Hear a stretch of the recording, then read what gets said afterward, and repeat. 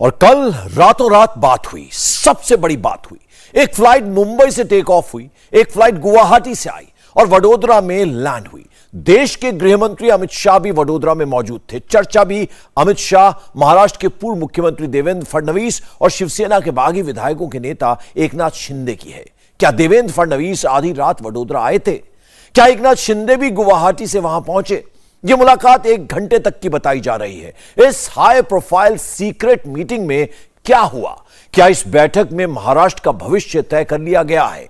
ये जो अटकलें हैं, इनमें कितनी सच्चाई है, इस रिपोर्ट से समझिए।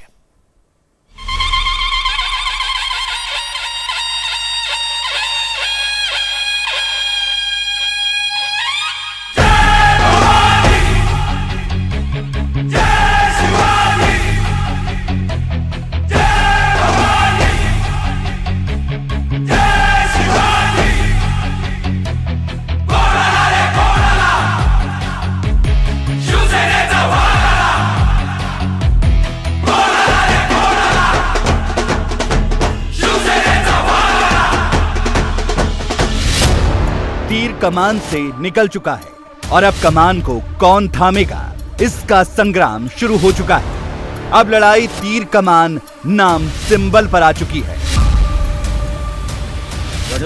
बाला साहेब का नाम किसके काम आएगा, किसका अधिकार होगा? बाला साहेब का आशीर्वाद किसको मिलेगा? महाराष्ट्र की सियासत में बाप बाप होने लगा है। अगर जो छोड़कर गए हैं वो लोग शिवसेना का नाम से भीख मत मांगे, और अगर वोट मांगते हैं तो अपने खुद के बाप के नाम पर मांगे।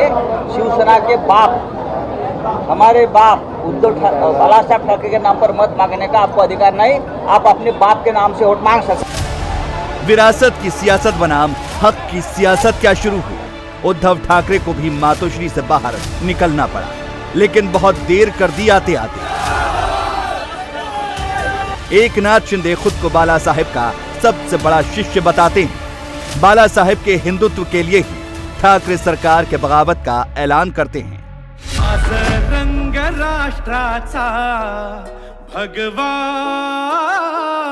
महाराष्ट्राचा,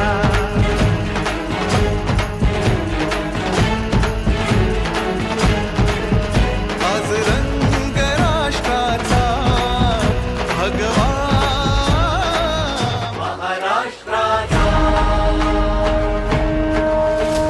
उद्धव ठाकरे जिसको बगावत कहते हैं, उसको शिंदे हिंदुत्व की लड़ाई मानते हैं। पार्टी के ऊपर कर्म, सत्ता के ऊपर धर्म। अब बात सरकार बचाने की नहीं है, कुर्सी बचाने की नहीं है। अब बात पार्टी की है, शिवसेना के अस्तित्व की है, जिस पर उद्धव ठाकरे अपना जन्म सिद्ध अधिकार जताते हैं, तो एकनाथ शिंदे अपने आप को असल उत्तराधिकारी बताते हैं। अब तक उद्धव ठाकरे संजय राउत के जरिए अटैक कर रहे थे। रेजोल्यूशन नंबर 5 है, उसमें हमने कहा है कि जो शिवसेना है वो हिंदू हृदय सम्राट शिवसेना प्रमुख बाला साहेब ठाकरे जी की है और रहेगी। ये शिवसेना बाला साहेब ठाकरे की जो हिंदुत्व की विचारधारा है उस रास्ते से चलेगी। वो रास्ता हम कभी छोड़ेंगे नहीं। शिवसेना यूनाइटेड महाराष्ट्र, अखंड महाराष्ट्र और महाराष्ट्र की अस्मिता से कभी कॉम्प्रोमाइज नहीं करेंगी।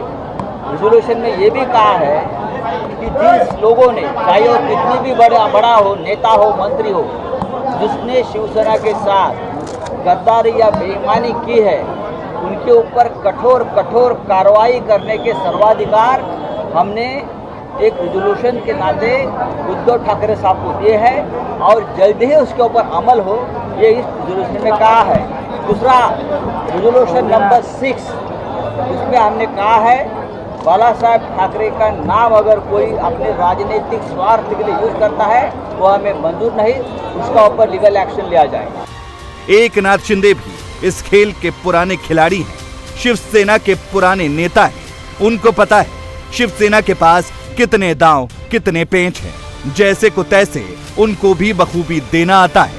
इस राह पे हमको चलना है, उस राह पे चलने के लिए हमारे पास जो बहुमत चाहिए वो बहुमत हमारे पास है। 2/3 बहुमत हमारे पास है। हमारे गठ को क्या कहा जाए, या हम अगर शिवसेना है तो उस शिवसेना को क्या कहा जाए, अगर उसमें बाला साहब का नाम नहीं यूज करना है, ये बोल रहे कोई महाराष्ट्र से कि वो इलेक्शन कमीशन को बोलेंगे, तो उनकी जिम्मेदारी। हमने अभी क्या कही, कुछ भी क्लेम नहीं किया। हमारा क्लेम इतना ही है, हम शिवसेना के सदस्य हैं और रहेंगे, और हमारा अलग गुट रहेगा, क्योंकि जो नए नेता चुने गए हैं उनको चुनने का अधिकार बहुमत से ही होता है। जब साम दाम से काम नहीं बना तो दंड भेद भी आजमाया गया, धमकाया गया, डराया गया, लेकिन डर कौन रहा है ये समझ में सबको आ रहा है। एकनाथ शिंदे के समर्थन में महाराष्ट्र के कोने कोने से लोग आज थाने पहुंच रहे हैं। इस वक्त हम एकनाथ शिंदे के घर के बाहर मौजूद है और अलग अलग इलाकों से लोग यहां पर आ रहे हैं। इनके हाथों में बड़े बड़े पोस्टर्स है और यहां पर इन्होंने लिखा है कि आपका जो फैसला है उसको हमारा समर्थन है। साथ में तस्वीर है एकनाथ शिंदे की। मैं आपको पूरा परिसर जो है यहाँ का परिसर दिखाता हूँ, किस तरह से धीरे धीरे लोगों की भीड़ जो है वो यहाँ पर जुट रही है। साथ ही में अन्य साहित्य जो है वो भी यहाँ पर पहुँच रहा है। यहाँ पर जो लोग आए हैं उनका कहना है कि इस मुश्किल की घड़ी में, बगावत की घड़ी में वो एकनाथ शिंदे के साथ है, क्योंकि एकनाथ शिंदे सही है। हम चलते कुछ लोगों से बात करते हैं। आप मुझे बताइए जरा, संजय राउत कह रहे हैं कि एकनाथ शिंदे इन्होंने जो है एकनाथ शिंदे के साथ अन्य जो नेता है उन्होंने गद्दारी की है, बगावत की है। शिंदे साहब ने कोई गद्दारी नहीं की। गद्दारी अगर किया है तो संजय राउत ने किया है। शिंदे साहब ओरिजिनल शिवसैनिक थे, हैं और रहेंगे। आज उनके कार्य को देख करके पूरा थाना उनके साथ है। थाने में कोई एक भी नहीं जो राउत के साथ जाए या राउत का नाम ले। उनका कहना है कि बाला साहब के नाम का इस्तेमाल नहीं कह सकते हैं। बाला साहब जागीर नहीं है। बाला साहब हमारे हिंदुस्तान के दैवत है, हम सबके बाला साहब है, और हमको किसी ने रॉयल्टी नहीं ली है कि बाला साहब का नाम लेने का। आज हक से ले रहे और मरते दम तक लेंगे। बाला साहब ठाकरे अच्छा। शिंदे के समर्थक इनका कहना है कि बाला साहब ठाकरे किसी की जागीर नहीं है, पूरे महाराष्ट्र के है। देखिए सामने का परिसर देखिए, धीरे धीरे अलग अलग इलाकों से कार्यकर्ता जो है नारेबाजी करते हुए यहाँ पर पहुंच रहे हैं। बगावत होते ही उद्धव ठाकरे ने सीएम आवास वर्षा को छोड़ दिया। उनके बेटे आदित्य ठाकरे ने ट्विटर से मंत्री पद हटा लिया था। बगावत के एक्शन पर इस रिएक्शन ने पहले ही साफ कर दिया था, सरकार तो चली गई है, बस ऐलान बाकी रह गया। बचाना तो पार्टी को है, कहीं वो भी न चली जाए। शिवसेना में जो घमासान मचा है उसने एनसीपी की भी टेंशन बढ़ा दी है। उद्धव ठाकरे और शरद पवार में करीब 2 घंटे तक मीटिंग चली। शिवसेना को फिलहाल समर्थन है, लेकिन कब तक इसकी भी डेडलाइन दे दी गई है। उद्धव से कहा गया 55 विधायक ले आओ। एनसीपी के पास 53 और कांग्रेस के पास 44 विधायक हैं। जब तक बागी विधायक वापस मुंबई नहीं आते, पवार खेमा कुछ नहीं करेगा। जब विद्रोह हुआ था, उद्धव ठाकरे ने कहा था वो बागियों को वापस ले आएंगे, वो संभाल लेंगे, लेकिन जो बचे थे उद्धव ठाकरे के साथ खड़े थे, वो भी अब ठाकरे की पहुंच से बहुत दूर जा चुके हैं। एनसीपी अपने फैसले को होल्ड किए हुए है, लेकिन कांग्रेस के खेमे में कुछ और ही चल रहा है। कांग्रेस के पास 44 विधायक हैं। उनको टेंशन सरकार से ज्यादा अपने विधायक बचाने की है। कांग्रेस के अंदर भी नाराजगी है, आपस में मतभेद और मनभेद दोनों है। इसलिए कांग्रेस एकदम खामोश है, क्योंकि वो जानती है अगर शोर मचा तो उसकी पार्टी से भी विरोध की आवाजें तेज हो जाएंगी। महाराष्ट्र में घमासान मचा है, असम तक हंगामा मचा है, लेकिन देवेंद्र फडणवीस एकदम खामोश है। न ट्विटर पर शिवसेना पर कोई तंज कसा, न कैमरे के सामने कोई बयान दिया। हाँ, उनकी पत्नी ने एक ट्वीट जरूर किया था, मगर वो भी डिलीट कर दिया। देवेंद्र फडणवीस बड़े पेशेंस के साथ बैटिंग कर रहे हैं, लंबी पारी जो खेलनी। गुरुवार की रात को मुंबई के एयरपोर्ट से चार्टर्ड प्लेन निकलता है, जिसमें फडणवीस एकदम अकेले होते हैं। दिल्ली में 2 बड़े नेताओं से मिलते हैं, सुबह 4 बजे वापस मुंबई रवाना होते हैं। उद्धव ठाकरे जो आज सोच रहे हैं, जो आज करने का फैसला ले रहे हैं, बीजेपी उससे 4 कदम आगे है। शिवसेना क्या करेगी, उसकी काट क्या होगी, हर दांव का जवाब पहले से तैयार कर रखा है। शुक्रवार को एक फ्लाइट गुवाहाटी से निकलती है, दूसरी फ्लाइट मुंबई से टेक ऑफ होती है। दोनों फ्लाइट वडोदरा पहुंचती है। खबरों के मुताबिक मुंबई से देवेंद्र फडणवीस, गुवाहाटी से एकनाथ शिंदे आए थे। दोनों वडोदरा में मिले। सूत्रों के मुताबिक इसके बाद देवेंद्र फडणवीस इंदौर महाकाल के दर्शन करने पहुंचे। वैसे कल रात अमित शाह भी गुजरात में थे। केंद्रीय गृह मंत्री अमित शाह केवड़िया में कुछ मीटिंग्स को अटेंड करने के लिए कल रात 10:30 बजे वडोदरा में लैंड किए थे और कल रात वडोदरा में ही सर्किट हाउस में वो रुके थे और सुबह वो केवड़िया जाने के लिए निकल गए। उसके बाद वडोदरा में कल रात पूरी रात एयरपोर्ट का ऑपरेशन जो है वो चलता रहा। अमूमन वडोदरा का एयरपोर्ट जो है वो 12 बजे के आसपास बंद हो जाता है। लास्ट फ्लाइट जो है वो करीब 12 साढ़े 12 के बीच में है। उस वक्त एयरपोर्ट के ऑपरेशन जो है वो बंद हो जाते हैं। लेकिन कल वडोदरा में ऐसा बताया जा रहा है कि 3 चार्टर्ड फ्लाइट रात में आई हैं। एक रात 11:40 पे, दूसरी रात करीब 2 बजे और तीसरी रात करीब 3:40 पे। लेकिन ये नहीं पता चल पाया है कि ये फ़्लाइट्स कहाँ से आई और ये बाद में फ़्लाइट्स कहाँ की ओर चली गई। लेकिन इतना ज़रूर पता चला है कि कल रात ये सूचना थी कि वडोदरा एयरपोर्ट पूरी रात फंक्शनल रहेगा। बीजेपी एक बात मानकर चल रही है, देवेंद्र फडणवीस पर फुल विश्वास है। आज नहीं तो कल, इस हफ्ते नहीं तो अगले हफ्ते ही सही, फडणवीस ही मुख्यमंत्री बनेंगे। इसका एहसास अधिकारियों और ब्यूरोक्रेट्स को भी होने लगा है। किसी भी सरकार के सरकारी अधिकारी या ब्यूरोक्रेट्स को यह सबसे पहले पता चल जाता है कि सरकार बचेगी या गिरने वाली है। महाराष्ट्र में फिलहाल सभी सरकारी बाबू, सरकारी अधिकारी और ब्यूरोक्रेट्स न्यूट्रल पोजीशन ले चुके हैं। महाराष्ट्र के मुख्यमंत्री उद्धव ठाकरे ने जब वर्षा सरकारी बंगला छोड़ा तभी यह मैसेज पूरे सिस्टम में फैल गया कि सरकार ज्यादा दिन तक स्थिर नहीं रहने वाली। महाराष्ट्र के मुख्यमंत्री उद्धव ठाकरे के 2/3 से ज्यादा विधायक बागी हो चुके हैं। उद्धव ठाकरे वर्षा बंगला छोड़ चुके हैं। ऐसे में उनके सहयोगी दल कांग्रेस और राष्ट्रवादी कांग्रेस के मंत्री भी धड़ाधड़ अपनी फाइलों पर साइन करना शुरू कर दिए हैं। एक कैबिनेट बैठक ली गई और उस कैबिनेट बैठक में कई अहम सरकारी आदेश निकाले गए। 48 घंटों के अंदर करीब 208 सरकारी आदेश निकाल दिए गए। शिवसेना अगर कोर्ट का रुख करती है, महाराष्ट्र विधानसभा में फ्लोर टेस्ट की बात आती है, तो क्या करना है, कैसे करना है, इस पर मंथन गुवाहाटी, वडोदरा, मुंबई, दिल्ली में चल रहा है। अगर शिवसेना के कुछ बागी नेता वापस चले जाते हैं तो निर्दलियों को साथ लाया जाएगा। महाराष्ट्र कांग्रेस के 2 बड़े नेताओं ने बीजेपी से संपर्क साधने की कोशिश की है। एनसीपी के बड़े नेता भी बीजेपी से बात कर रहे हैं। अभी बीजेपी ने किसी को कोई भरोसा नहीं दिया है, लेकिन जब जरूरत पड़ेगी तो ऐसा कुछ फिर देखने को मिलेगा जिसकी उम्मीद न कांग्रेस को होगी न पवार खेमे ने ऐसा सोचा होगा। शिवसेना जैसा सरप्राइज मिलेगा। एकनाथ शिंदे कैंप ने बड़ा दावा किया है कि उनके पास विधायकों की संख्या बढ़ने के साथ ही एनसीपी की बेचैनी बढ़ गई है और एनसीपी ने बीजेपी से संपर्क किया है। एनसीपी बीजेपी के साथ मिलकर नई सरकार बनाने की संभावनाओं को तलाश रही है। दरअसल महाविकास आघाड़ी सरकार का गिरना अब तय माना जा रहा है।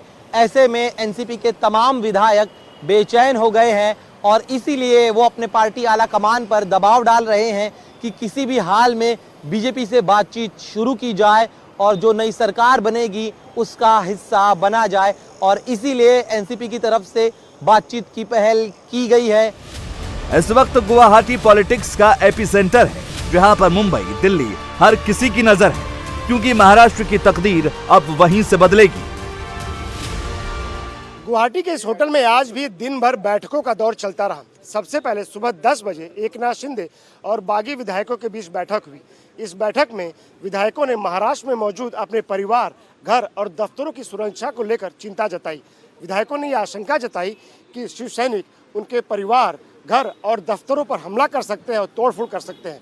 इसके बाद एकनाथ शिंदे ने वो पत्र ट्वीट करके सार्वजनिक किया जो उन्होंने महाराष्ट्र के मुख्यमंत्री और डीजीपी को लिखा था। इस पत्र में एकनाथ शिंदे ने यह आरोप लगाया था कि प्रोटोकॉल के तहत बागी विधायकों के परिवार वालों को जो सुरक्षा दी जाती है उसे महाराष्ट्र सरकार ने हटा लिया है, और ऐसे में अगर कोई अनहोनी होती है तो इसकी जिम्मेदारी महाराष्ट्र के मुख्यमंत्री उद्धव ठाकरे, आदित्य ठाकरे और महाराष्ट्र पुलिस की होगी। हालांकि महाराष्ट्र के गृह मंत्री ने सुरक्षा में कटौती के आरोप को खारिज किया और उन्होंने कहा कि किसी भी तरह की सुरक्षा में कटौती नहीं की गई है।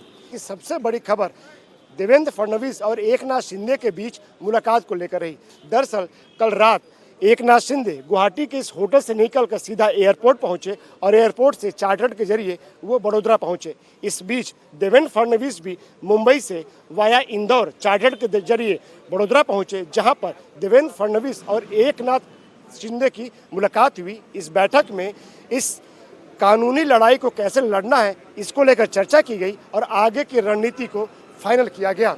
और इसके बाद सुबह होने से पहले ही देवेंद्र फडणवीस जहां मुंबई पहुंच गए तो एकनाथ शिंदे अपने इस होटल लौटाए। अब दोनों ही खेमों ने इस लड़ाई को राजनीतिक तौर पर लड़ने के साथ साथ कानूनी तौर पर लड़ने को लेकर भी अपनी कमर कस ली है। ये तस्वीर 12 नवंबर 2019 की है, महाराष्ट्र में ठाकरे सरकार बनने से पहले की, जिसमें आदित्य ठाकरे हैं, उनके बगल में एकनाथ शिंदे बैठे हैं। अब जो आदित्य ठाकरे बोलेंगे उसे गौर से सुनिएगा, क्योंकि इससे आपको शिवसेना में एकनाथ शिंदे का कद मालूम पड़ेगा। काल संध्याकाळी आम्हाला 7-7:30 वाजता एकनाथ शिंदे साहेब आमचे जे गटनेते आहेत त्यांना पत्र मिळालं, गव्हर्नर साहेबांकडून पत्र मिळालं आणि आम्हाला विचारलं गेलं की तुमचं विलिंगनेस आहे का गव्हर्नमेंट फॉर्म करण्यासाठी। काल नंतर खरं तर आज दुपारपर्यंत भारतीय जनता पक्षाला वेळ होती तरी देखील आम्हाला पत्र दिले आम्ही 24 तासाच्या आतच 2 इतर पक्षांबरोबर बोलणी सुरू झालेली आहेत। त्या 2 पक्षांनी इन प्रिन्सिपल आमच्या सोबत येण्यासाठी आणि महाराष्ट्रासाठी त्यांच्यामध्ये देखील बोलणी सुरू झालेली आहेत आणि त्यांना सोबत येण्यासाठी चर्चा सुरू झालेल्या आहेत। कितना बोलना है, कितना नहीं बताना है, ये एकनाथ शिंदे तय करते थे। उस समय सरकार बनाने का काम एकनाथ शिंदे को सौंपा गया था, क्योंकि एकनाथ शिंदे की पकड़ पार्टी में सबसे मजबूत है। वो जमीनी नेता माने जाते हैं। एनसीपी और कांग्रेस से गठबंधन करने के लिए कई शिव सैनिक तैयार नहीं थे, विधायक भी हिचकिचा रहे थे, तो उनको एक लाइन पर लाने का काम एकनाथ शिंदे को दिया गया था। और अब यही एकनाथ शिंदे शिवसेना को वापस बाल ठाकरे की विचारधारा में लाने का काम कर रहे हैं। महाराष्ट्र में सरकार बनाने का ख्वाब असदुद्दीन ओवैसी भी देखते हैं। फिलहाल तो उनके पास केवल 2 ही विधायक हैं। हाँ, आजकल कुछ ज्यादा ही ध्यान से महाराष्ट्र की तरफ देख रहे हैं, नजर रख रहे हैं। हम देख रहे हैं कि वहां पर जो बंदरों का नाच हो रहा है, एक झाड़ से दूसरे झाड़ को कूद रहा है, कोई इस पेड़ से इस पेड़ पे आ रहा है, देख रहे हैं तमाशा। इखलाक का जलता हुआ घर देख रहा हूं, देखा नहीं जाता मगर देख रहा हूं। वैसे इसी राज्यसभा चुनाव में ओवैसी ने शिवसेना का समर्थन किया था, कुछ न कुछ सोचकर ही किया होगा। अब बुरा लगना भी जायज है। बगावत की जितनी हैरानी उद्धव ठाकरे को हो रही है, उससे ज्यादा हैरानी लोगों को उद्धव ठाकरे पर हो रही है। एक राज्य के मुख्यमंत्री को इतनी बड़ी बगावत का पता नहीं चला, एक पार्टी के प्रमुख को अपने नेताओं का मूड पता नहीं चला। यहाँ जीत एकनाथ शिंदे की नहीं है, बल्कि महाराष्ट्र में हार सिर्फ और सिर्फ उद्धव ठाकरे की है। इंडिया टीवी हर वक्त हर जगह डाउनलोड करने के लिए सर्च करें India TV news Google play store या ऐप स्टोर पर।